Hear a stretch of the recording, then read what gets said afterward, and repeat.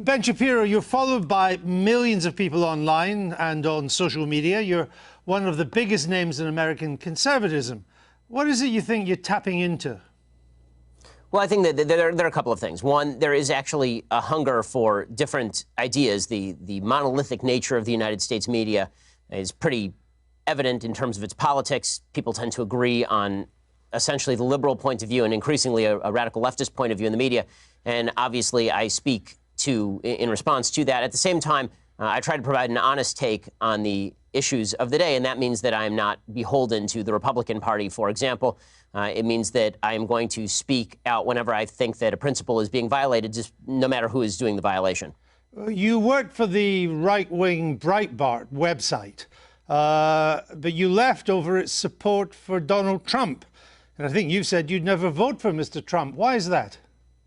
Well, in 2016, 2016, the Breitbart made a hard turn in favor of one particular candidate, and that's their prerogative. Lots of publications have an editorial point of view, and Breitbart was one of those. The reason that I left Breitbart specifically was because of an incident in which a Breitbart reporter, a female reporter, was grabbed on the arm by Corey Lewandowski, then the campaign manager for President Trump, and was bruised on the arm, and then Corey Lewandowski proceeded to lie about it, and Breitbart proceeded to throw its own reporter under the bus, suggest that she was lying or making this up. And at that point, I determined that I could no longer work for a publication that wasn't even willing to stand up for its own reporters, and instead would throw those reporters under the bus in favor of a candidate that it sought to back.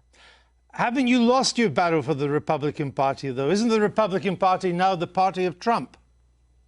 No, I mean, I think that the Republican Party is always the party of whomever is the president, technically speaking. But in terms of who are the sort of the thought leaders inside the conservative movement, who are the people who are driving a lot of the discussion inside the conservative movement, I don't think that's correct at all. I think that most Republicans see President Trump as a vehicle for their policy preferences, but that doesn't necessarily mean that they agree with all of his personal foibles or the way that he behaves or the things that he says. And I think a lot of Republicans respond in anger to the media attacking President Trump mainly out of a reactionary and half-appropriate upset that the media seem to have a double standard when it comes to covering certain politicians. I'm interested that you think there's a thought movement inside the Republican Party. I mean, haven't the conservatives run out of ideas in America? All the new policies, the Medicare for all, $15 minimum wage, the Green New Deal, they're all coming from the left, and they're popular. Well, frankly, I'm confused by the idea that any of those are particularly new ideas. I mean, most of those ideas have been around since Franklin Delano Roosevelt at the very earliest, or at the very latest, rather. Some of them go all the way back to Woodrow Wilson. But the idea that new ideas are absent in the Republican Party is obviously untrue. We have a very strong debate that goes on inside sort of the conservative halls of intelligentsia about what is the appropriate action to take with regard to the medical system. Should global warming be considered a real threat, or should global warming be considered something that technology will solve? And if so, what are the best aspects of solving that? Now, there's a rich intellectual debate on the right about nationalism versus patriotism, for example, or populism versus free marketeerism.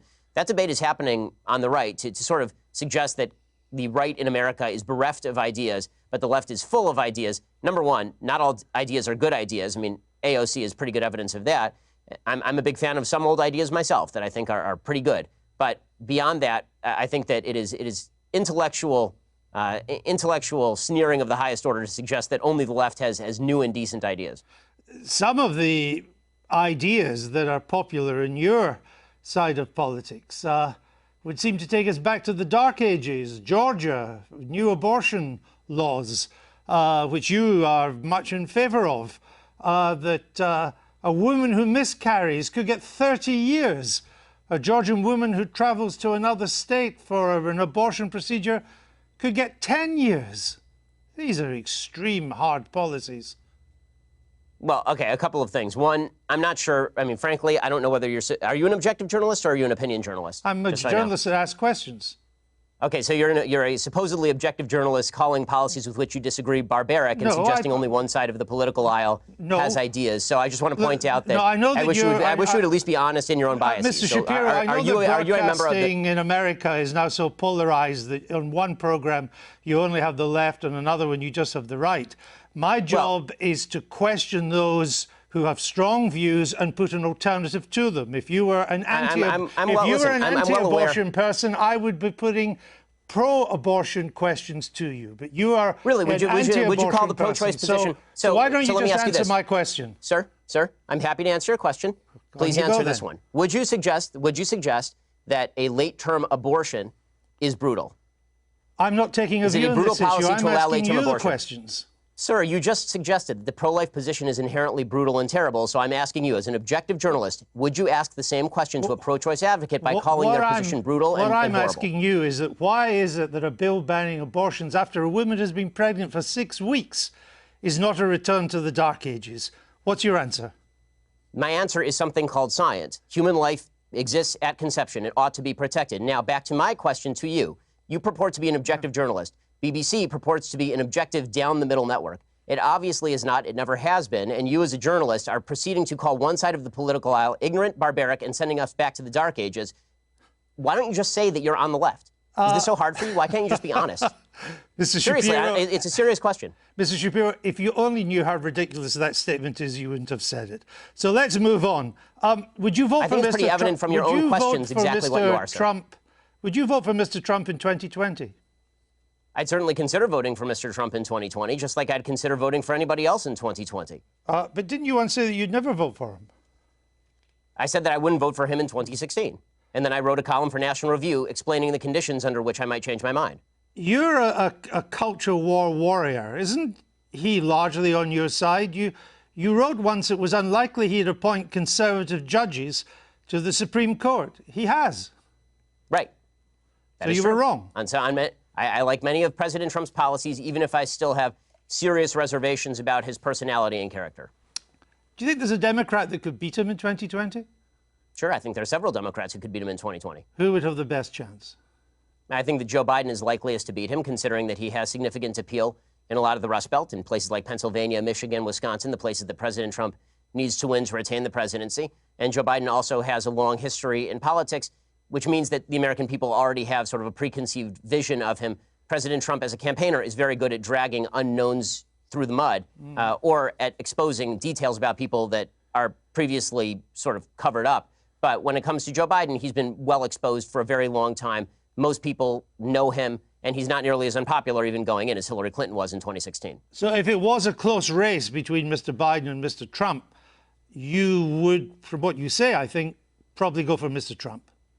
Yes, I would vote for Mr. Trump if it were a race between Biden and Trump, because I think that the damage that President Trump has done to the country on a character and rhetorical level has already been done and cannot be undone. I don't see it as getting worse day by day. That is the new status quo, unfortunately.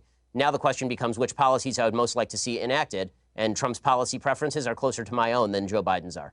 Now, you're a star of new media, of conservative new media. You and others on the left and the right, you position yourselves as supposed tellers of hard truths.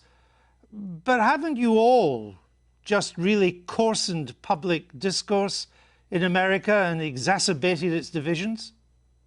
You know, it's kind of odd to be hearing about me coarsening public discourse when you call policies you disagree with brutal and bringing us back to the Dark Ages, sir. The point, I don't want to return to it, but the point was to put a position for you to reply to it. And I thought we'd covered that. I'll put some of the points too, because on your videos, characterization of issues is part of the problem in the coarsening of public debate. Well, maybe it's also part of your problem too, because we have from your YouTube videos, Ben Shapiro destroys the abortion argument. Ben Shapiro destroys transgenderism and abortion. Is that not a kind of coarse public discourse? Well, are those videos labeled by me? I have no idea. But why are you picking out? Why are you? I have a question. Why are you picking out random YouTube videos put up by people who are not me? Are you and then attributing the titles to me? Are you unhappy with the way they've been described? I think that people can describe me however they please. It's a free country, and I'm all in favor of a public debate. If you watch the actual clips, they are generally civil conversations between me and somebody who disagrees with me. You say in your new book, you suggest that America's largest struggle at the moment is, quote, the struggle for our national soul. We are so angry at each other right now. And I think that's true. I've just returned from the United States. But aren't you part of the problem with the way you go about your discourse, not the solution? I think we can all do better in our discourse, but the fact that I've reached out to so many people across the aisle to have conversations with them is pretty evident. The fact that I was willing to walk from a publication that was paying me money over principle is pretty evident. The fact that I've called out President Trump, a member of a party of which I am a member, repeatedly when I think that he has done things that are immoral, I think is decent evidence that I'm looking at least for a civil conversation. Well, as you say in your book, you say that there's quite a key phrase, we are so angry at each other right now. But as I say, aren't you part of that anger? Aren't you encouraging that anger? For example, you described Mr. Obama's State of the Union address in 2012 as fascist mentality in action. Well, I think that if you want to argue with the characterization, then we can talk about what exactly his State of the Union address said. Is it charged language in politics? Sure. The problem that I have is not with charged language in politics, which I'm generally in favor of. I like a robust public debate and a very loud and spirited public debate. I have no problem with that whatsoever. What I'm talking about is the assumption that people with whom we disagree politically are inherently of bad character or, in your words, want to bring us back to the Dark Ages. But again, it was your description of the State of the Union address in 2012 as fascist. The wording of President Trump's 2012 address was bad and wrong. That's all. There are plenty of things that are bad and wrong, but it doesn't make them fascist. Well, I suppose that's true. But if you would like to, again, if you'd like to read me the column out loud, I suppose I can critique it for you. Oh, well, again, with Mr. Obama, you said, and you're Jewish yourself. I only mention that because, to put this in context, the Jews who vote for Obama are, by and large, Jews in name only. Ginos, you call them. My statement was based on the fact that Jews in the United States, as an ethnic group, are largely irreligious, which is true by every single poll. Jews are the most irreligious group in the United States. As an Orthodox Jew who actually takes Judaism seriously, the point that I am making is that most Jews who are ethnically Jewish are not religiously Jewish in any context. No. The point you were making is that Jews who vote for Obama are Jews in name only. I said that, yes, that is correct, that Jews who voted for Barack Obama, a progenitor of the Iran deal, a person who was cracking down on religious liberty, a person who spent much of his career as president of the United States attempting to deprive Israel of the necessities to defend itself, that people, Jews who voted for President Obama, by and large, cared about Judaism far less than they did about other priorities. Did you said they should turn their badge in as a Jew? Yes, I believe that if you are somebody who takes Judaism seriously, that comes along with ideological commitment. I mean, I guess. Also, I hope you're having fun, by the way, going through every old tweet that I've ever sent to try and do gotcha questions. But if you'd like to have a discussion about my general philosophy or things I've done in, say, I don't know, that's 2012, so it's now 2019. If you'd like to discuss something I've done in, say, like the past 5 years, why don't we do that? How about that? Because your book is a criticism of how angry America is and how America has to do better. And I'm simply I have an entire list on my website, sir. On my list, I have an entire website of dumb, bad things that I've said. I'm simply trying to point out some of the things you've said that seem to me to help to stoke that anger. For example, you said Israelis like to build, Arabs like to bomb crap and live in open sewage. Well, as I say in an article entitled, here's a list of all the giant, bad, dumb things I've ever said. Was that dumb? Yes, that's a dumb tweet. And not only, but it is also important to mention that the next few tweets clarify that that tweet is specifically referring to the Hamas leadership, which, by the way, a BBC I've seen is relatively reticent to condemn. No, actually, it wasn't. What you went on to do and say, you are correct about the slur on Arabs. It's not all Arabs that want to live in open sewage and blow things up. It's just Palestinians, you went on to say. No, it says the ones who take sides against Israel in the Israel-Palestinian conflict. Population is rotten to the core, you went on to say. Not Hamas, the Palestinian Arab population. I say that by poll numbers, they elected Hamas. They elected Hamas. They educate their children in school that Israel should be obliterated, sir. I guess. If you want to read, honestly, this is a giant waste of time in the sense that the entire interview is designed for you to shout slogans or old things that I've said at me. I don't see how this forwards the debate. You talk about undermining the public discourse. It seems to me that simply going through and finding lone things that sound bad out of context and then hitting people with them is a way for you to make a quick buck on BBC off the fact that I'm popular and no one has ever heard of you. There are not many bucks to be made on the BBC, unlike American broadcasting, Mr. Shapiro.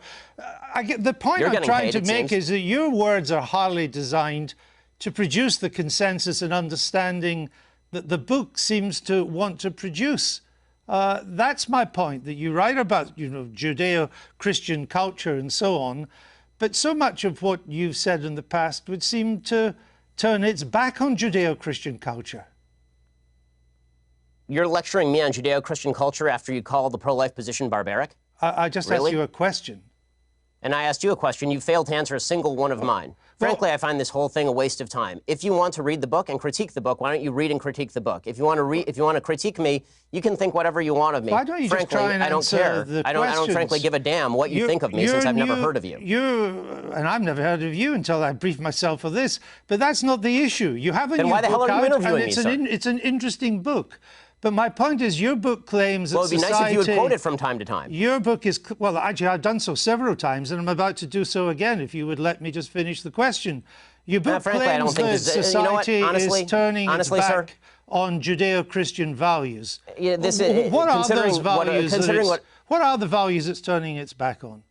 I'm not inclined to continue an interview with a person as badly motivated as you as an interviewer. So I think we're done here. I appreciate your time, sir. All right. Thank you so much. Thank you for your time and for showing that anger is not part of American political discourse. Now, Mr. Shapiro, we'll say goodbye.